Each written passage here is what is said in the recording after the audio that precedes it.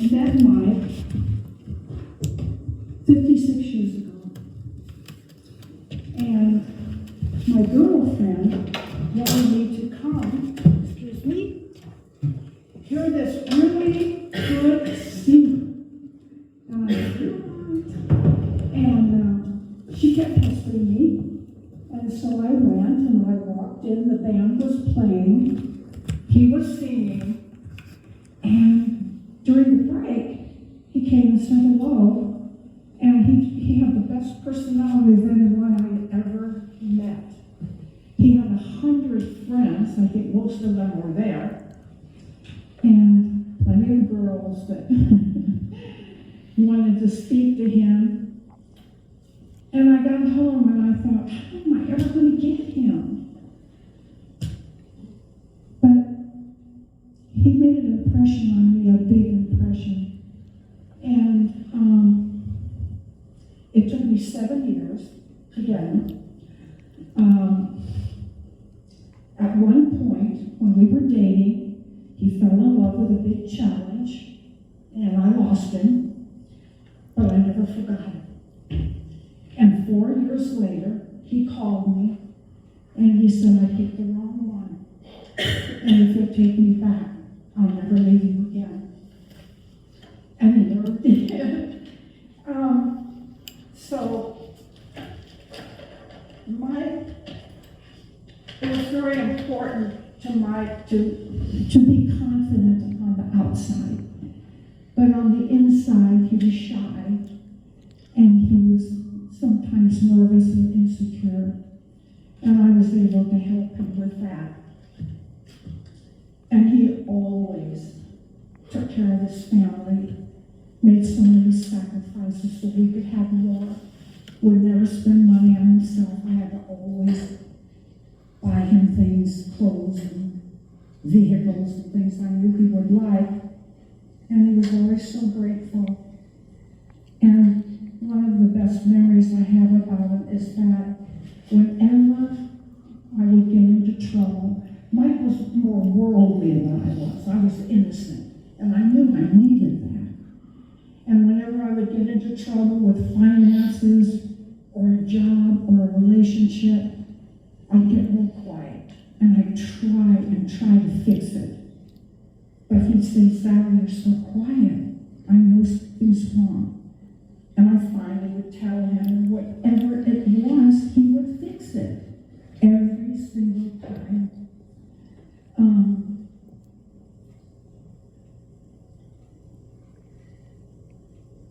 He had a 12-year-old heart.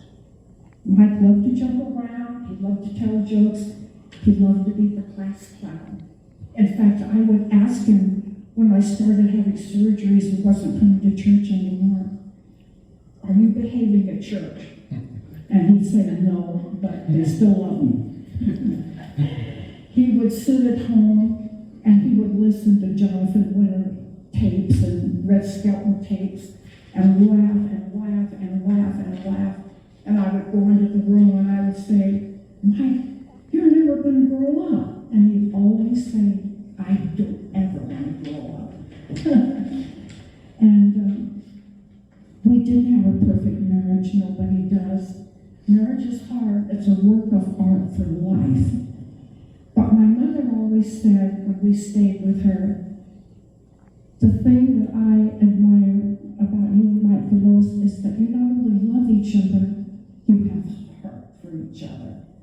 And that got us through everything, every single thing with our faith. But we have heart for each other.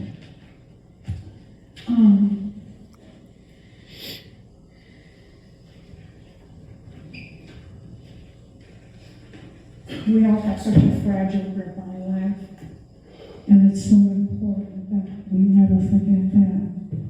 How I would give to go check on Mike.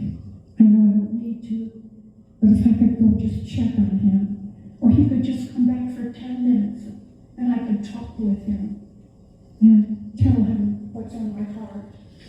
But I know I can't do that, so I just try to do it in my prayers.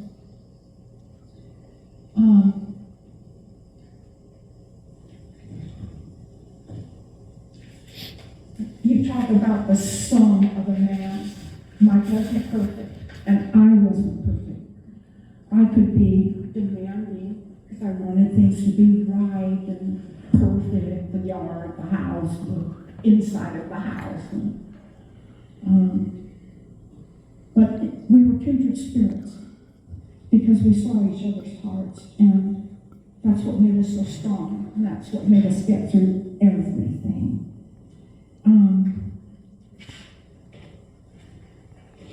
It's really been hard for me because I knew him for 56 years. I was married to him for 49 years. And we had an absolute love for music and shared that. And I miss hearing him sing so much. He would sing in the little stone building across from the farmhouse I renovated for him to have a studio. And his singing would just fill the mountains. And it was just a beautiful thing. I miss that so much. But our memories, there are diaries. And so I've got 56 years of memories of this man.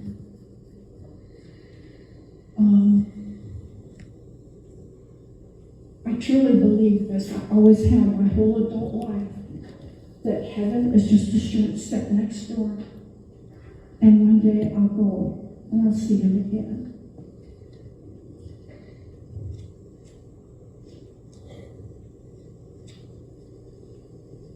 One thing that I've always said, and I love about the people in this area, my father was born and raised here, and he brought me here growing up all the time. And the one thing I noticed as the years went by is people never change here.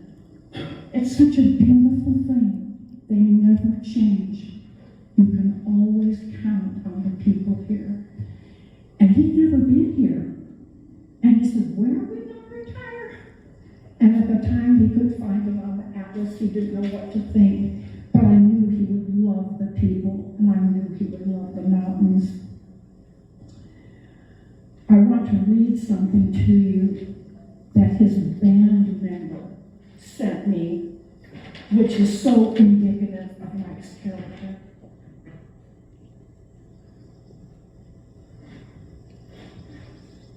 He said, "Mike always amazed me how good he was.